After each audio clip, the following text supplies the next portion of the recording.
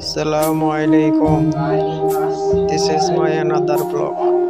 আজকের ব্লগে দেখানো হবে যে আমরা কিভাবে ফোম দিয়ে জুতার কোয়ালিটিগুলা বানাই। এগুলো প্রথমে গাম দিয়ে পেস্টিং করা হয় এভাবে।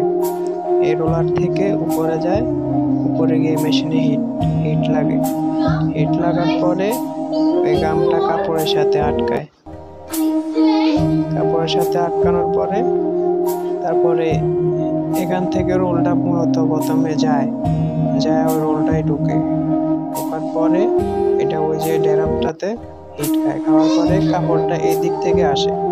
এদিক থেকে আসার পরে এখানে আবার দেখা যায় যে কত গজ হয়েছে, কত গজ করতেছি। তারপরে গিয়ে হচ্ছে এখান থেকে আসার পর এখানে রোল হয়। এখানে রোল হওয়ার পরে এটা এভাবে কমপ্লিট হয়ে যায়। এখানে রোল হওয়ার পরে এটা কমপ্লিট। তারপরে এগুলো আমরা ডেলিভারি দিয়ে দেব, অন্যজন এগুলো নিয়ে জুতা